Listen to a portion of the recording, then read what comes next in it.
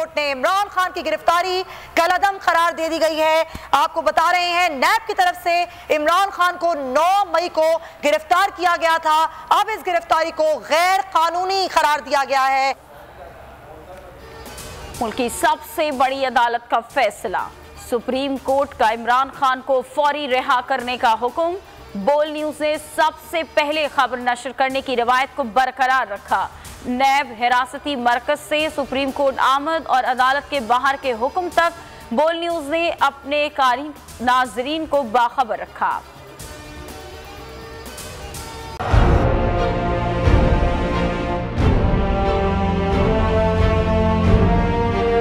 अदालती अहकामात के बावजूद कराची में शोएब शेख के घर को गैर कानूनी तौर पर मिसमार कर दिया गया है।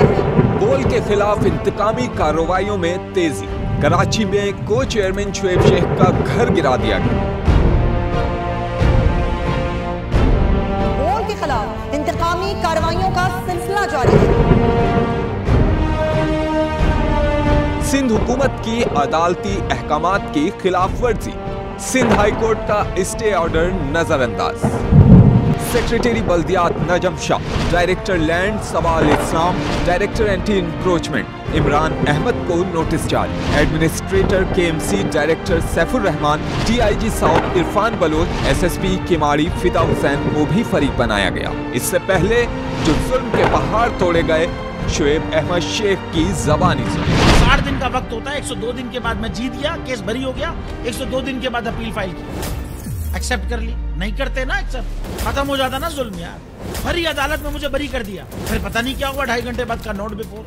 मैं नहीं सुनता ये केस, खड़े रहते अपने फैसले पे, मिट जाता जुल्म। अल्लाह ताला ने बिठाया इस इन कुर्सियों पे इनको यार, ये अल्लाह ताला की तरफ से फैसले करने हैं।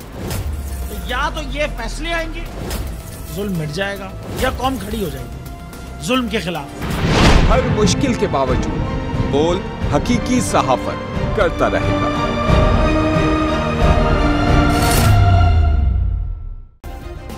सब्सक्राइब करें और बेल दबाएं ताकि कोई खबर रह न जाए।